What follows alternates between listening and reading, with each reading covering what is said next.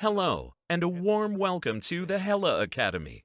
In this video, we would like to show you the various features of the light control units on the LED headlamp. Headlamps equipped with LED technology are now well established in all vehicle makes, and extra control units are necessary to ensure that the individual light functions operate correctly. So, let's take a look at the whole picture with the help of this LED headlamp. The control units, which are also called power modules, are usually mounted directly on the headlamp housing. On this LED headlamp, we see 3 control units installed. Here at the front is one for the daytime running light and for the direction indicator light. Here in the middle, we find a control unit for the high beam and cornering light. And here is the control unit for the low beam. This is a control unit from a matrix LED headlamp. We see a compact aluminum housing. On the back are the cooling fins. And here we can see the connector. A rubber seal can be found all around the connector. It goes without saying that we want to prevent dirt or moisture from getting in between the control unit and the headlamp housing. Now, this is the question. How does the control unit actually know when which light function is to be activated? Internal vehicle communication is achieved by networking the headlamp control unit with the control unit of the vehicle electrical system and also with the control units of the individual driver assistance systems. The light control units communicate via data bus and thus receive data that permanently and reliably implements the required light distributions. This means at the same time that the functioning of the LED headlamp and thus also that of the light control units are both monitored via higher-level control units in the vehicle electrical system. Any errors occurring are stored in the control unit's error memories and can then be read by using a suitable diagnostic device. Causes of failure are, for example, faulty supply voltage of the headlamp or contact faults and short circuits on the connector. And, of course, mechanical damage, such as an accident. If the workshop diagnoses a defect in the control unit, then such control units must be replaced.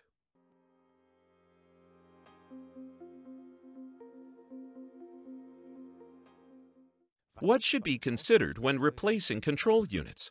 Firstly, repair and safety instructions of each individual system or those of the vehicle manufacturer must be observed. Secondly, repair work should only be carried out by trained, qualified personnel.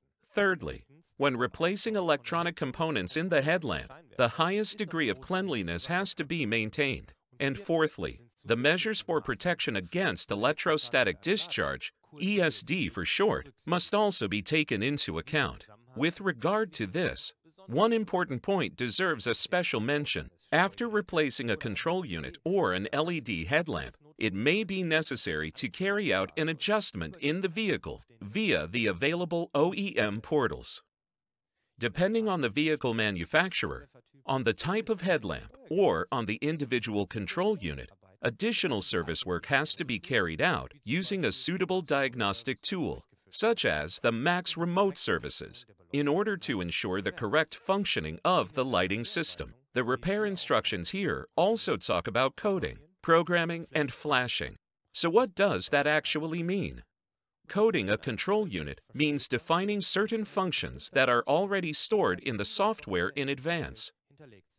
This makes it possible to carry out vehicle-specific adaptations at a later date. When programming, we change the existing software, and this rewrites the basic work program of the control unit. When flashing, on the other hand, the firmware can be updated on the software side while it is installed in the vehicle. This process is also called update or flash programming. Since most control units are configured online, the individual adjustment options blend together here so that the term flashing has become established in everyday workshop life. Ultimately, however, the only decisive factor is that an adjustment is carried out and that the lighting system in the vehicle functions faultlessly. Further information on the subjects of flashing and coding can be found in the Hella Tech World in the chapter on setting and changing LED headlamps. I hope you have enjoyed this video. Many thanks for your attention and see you next time at the Hella Academy.